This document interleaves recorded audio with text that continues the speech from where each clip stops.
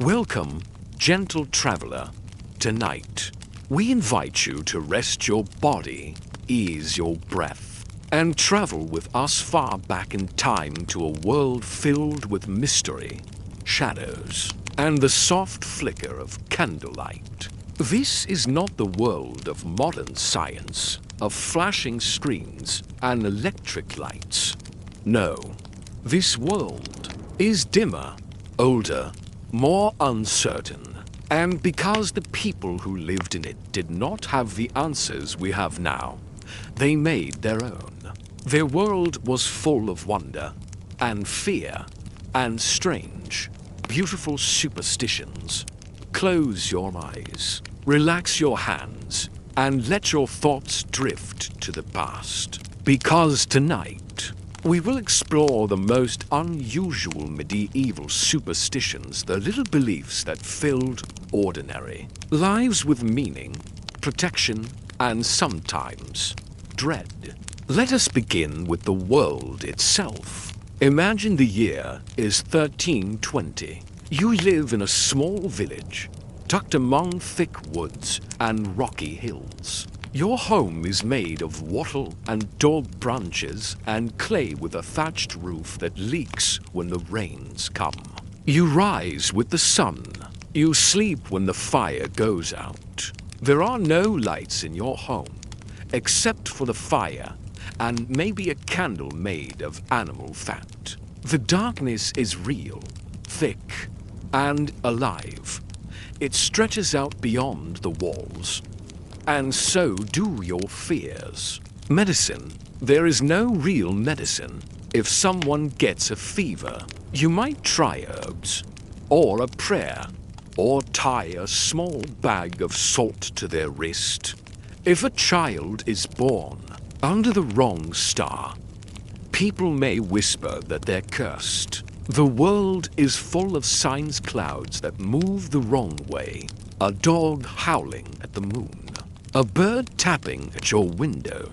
Everywhere you turn, there are omens. You don't call them superstitions. You call them truth. Your grandmother warned you never to step over a broom, never to light 3 candles in a row, never to say the name of the dead aloud. You believe her. Everyone does. Superstitions of death and the dead. Let's begin. Where most superstitions do. With death, medieval people were surrounded by death. Life was short. Plague, famine, war, childbirth all could take you quickly, and often without warning. And so, people tried to protect themselves, even in death. It was common to place coins on the eyes of the dead. Sometimes these were called obol coins, meant to pay the mythical ferryman who carried souls across the river to the afterlife. But that wasn't all. Bodies were often buried with their shoes removed, so the dead could not walk back home. Some people were buried face down, just in case their souls tried to rise. That way, they dig the wrong way. There were deeper fears too. In parts of Eastern Europe, there was a terrifying belief in the revenant, the returned dead. If a person died in a strange or violent way, some believed they might rise again. To prevent this, people would drive stakes into the corpse's chest or bury them with stones in their mouths to keep them from biting. Yes, biting. These are the roots of vampire stories. But the fears were not just about the dead returning. They were also about the living grieving too loudly. People believed that if you cried too hard at a funeral, your grief might trap the soul of the deceased on earth. Some families kept vigil beside the dead not for love, but to guard the body from demons or spirits that might try to snatch it before burial. And once buried, that wasn't the end. If a bird landed on a new grave, it was a terrible omen. It meant the soul had not passed on and might linger to fix it. A priest would bless the grave again. Sometimes they even rang bells loudly over the dirt to scare away whatever might be lingering.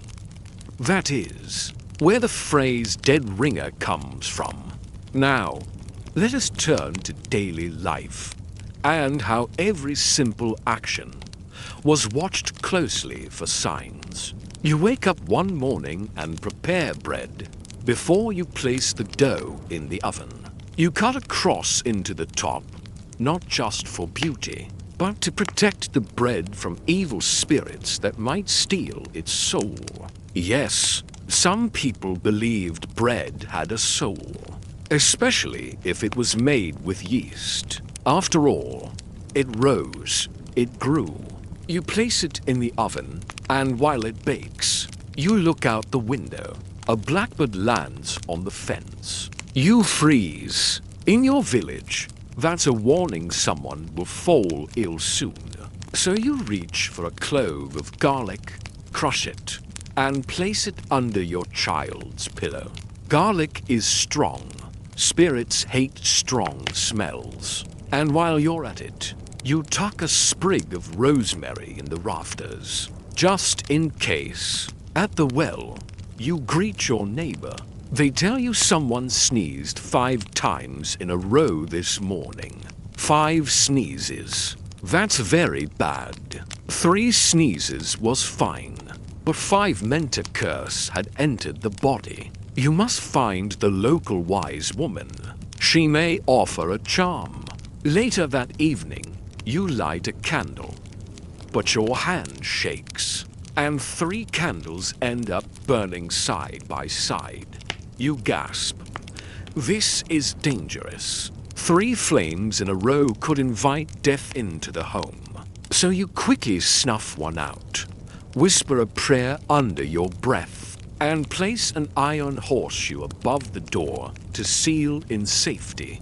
And so it goes. The day is full of little rituals, whispered protections, quiet gestures meant to keep misfortune away.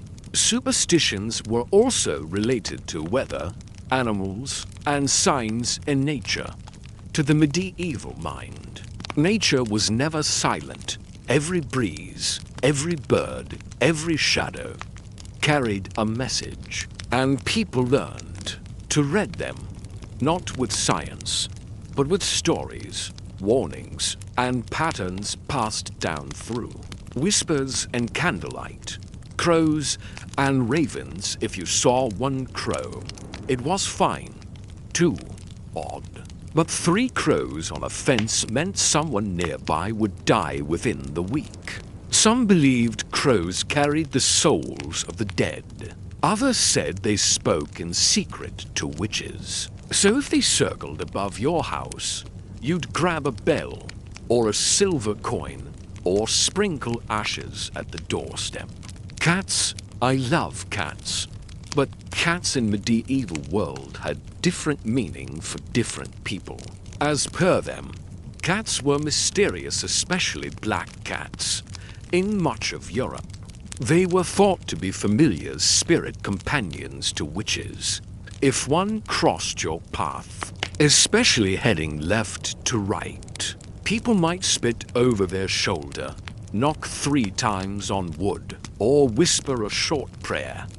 Yet, in Scotland, a black cat at your door meant good fortune was coming. Isn't it curious? The same animal, both cursed and lucky, depending on where you stood. Frogs and toads, a frog in your well could mean a wet winter was coming.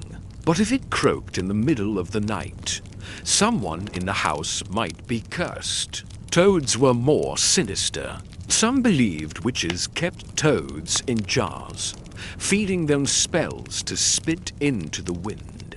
The wind, and then there was the wind. In the quiet stillness of the fields, the wind was always watched carefully.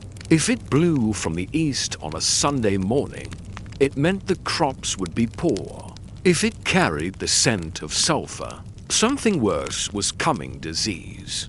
Farmers would often place basil, yarrow, or thistle at the edge of their fields' plants, believed to protect against bad weather spirits. Some even sang to the wind, soft lullabies, to lull it into kindness. People even believed in witch marks and everyday magic. And we talk now of witches. To the medieval mind, witches were real, not metaphor, but fact. And they could be anyone, your midwife, your neighbor, even your friend. To protect yourself, people used what we now call folk magic. Not magic like in fairy tales, but quiet rituals, half prayers, part belief, part desperation. Witch marks, have you heard of witch marks? These were symbols scratched into the walls of churches, homes, even under beds designed to keep out dark forces. You might see a daisy wheel, a kind of never-ending flower symbol, carved above a fireplace, or a double V scratched near a doorpost meant to invoke the Virgin Mary's protection. They weren't for decoration, they were for survival. People believed spirits entered through holes and corners, so they marked those places carefully, sometimes with chalk, sometimes with ash. Even today, you can find these marks hidden in ancient houses, forgotten, but still there, charms and talismans. People often carried small charms, a carved bit of bone, a tiny cloth bag of herbs, a ring etched with a prayer in Latin. One popular charm was a hag stone, a stone with a naturally formed hole in it. Looking through it was thought to reveal invisible spirits. Some women sewed tiny pieces of wolfskin into their children's clothes to protect them from the evil eye. Others wore iron keys around their necks, which were believed to lock the body against curses. There were superstitions related to love, marriage, and fertility. Yes, even the matters of the heart were ruled by superstition. Finding a husband or wife was not just chance, it was fate. Guided by omens and rituals. Love potions. Women brewed teas from rose petals, clove, and honey, stirred clockwise on a full moon night, and served it to men they desired. Some wore apple blossoms in their hair to attract affection. Others baked special cakes with hidden trinkets. Whoever found the coin, it was said, would marry within the year. Wedding superstitions, it was bad luck to get married in May. The rhyme went, marry in May and you'll rue the day. But June, blessed by the goddess Juno, protector of marriage. On the wedding day, seeing a spider on your dress was lucky. But if a bird flew into the church before vows were spoken, some believed the marriage would end. In death, fertility charms, newlyweds often slept with rosemary under the pillow to bless the womb.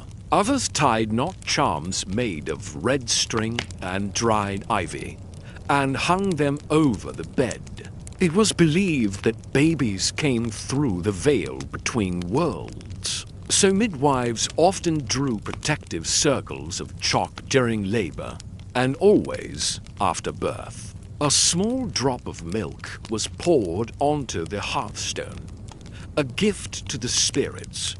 Final superstitions. And sleep. The world is hushed.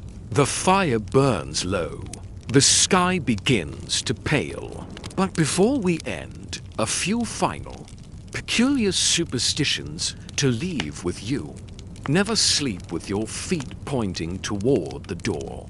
That is how corpses are laid. Don't trim your nails on a Tuesday. Misfortune follows close behind. If your ears ring, someone is speaking ill of you. To stop it, bite your finger and whisper their name. If a spoon falls to the floor, a woman will visit.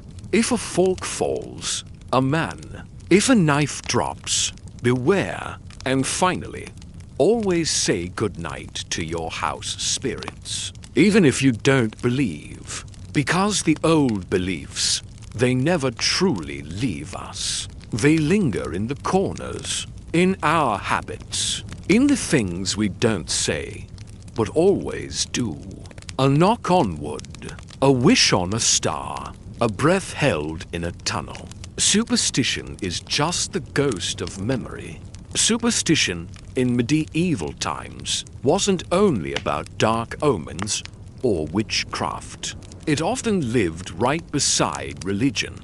In fact, many medieval superstitions were deeply entangled with the church, with saints, and with the mysterious relics they left behind. The power of saints' bones people believed that the bones of saints could cure disease, protect towns, and even bring rain. Pilgrims traveled hundreds of miles just to touch a vial said to hold Mary's milk, or a cloth that had once touched St. Peter's tomb. Every town hoped to host a relic because relics meant pilgrims, and pilgrims meant money. In one case, a church claimed to have the tongue of St. John the Baptist. Another, a feather from Archangel Gabriel's wing. Most people didn't question it. They didn't need to. The world was full of wonder. If a saint's relic was paraded through a village and the rain came, it was proof enough. Holy water and candle wax water blessed by a priest wasn't just for baptism, it was sprinkled on fields to bless the harvest, splashed onto sick cattle, and even dabbed onto babies' foreheads during thunderstorms to protect them from being stolen by spirits. In some villages, people kept a lump of holy wax from the Easter candle.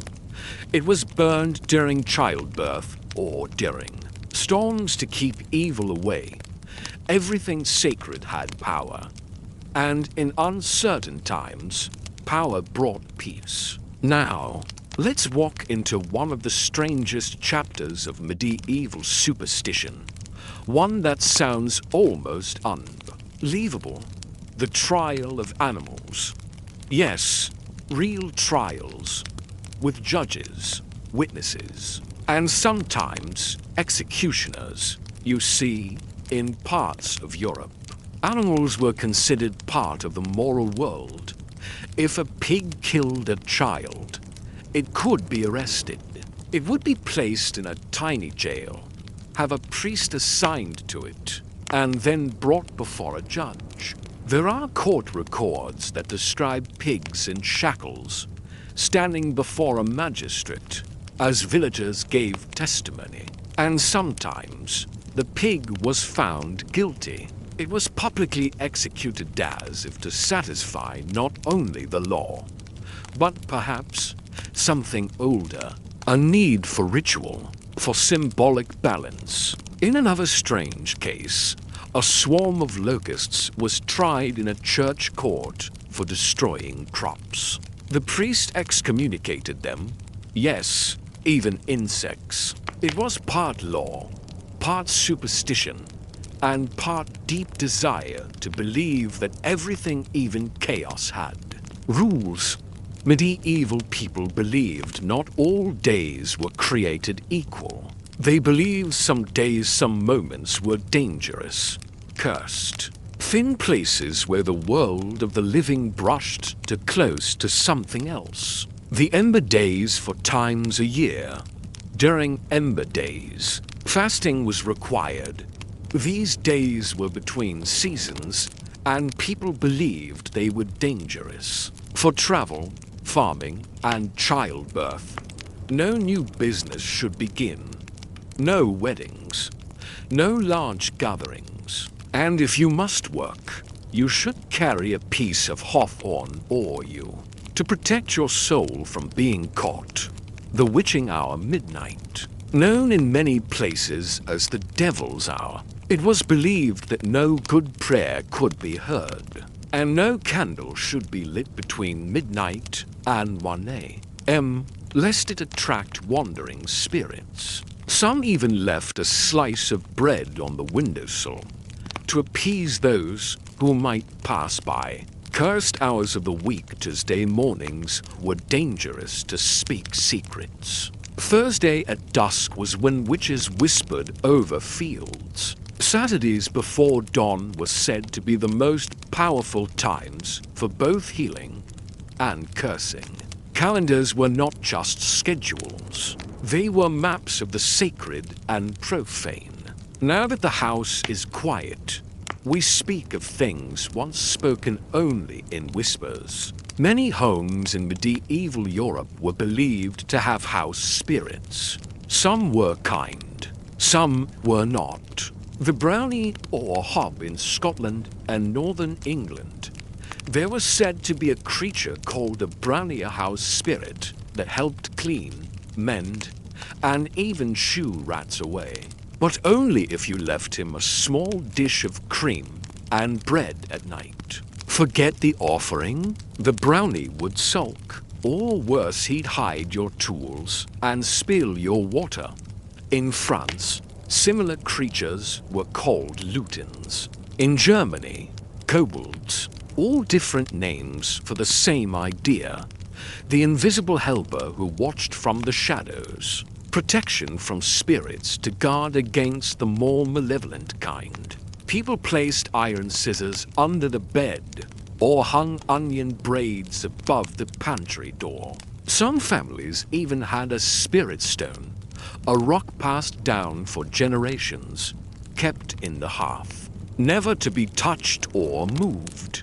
Guests were warned, never insult the house, never spit in the fire, never slam the shutters, not because it was rude, but because you never knew who else might be listening. And now, the last of our superstitions, come at night. For sleep, too, was sacred and dangerous. To sleep was to wander the soul, leave the body, and drift into unknown places. So medieval people did what they could to sleep safely.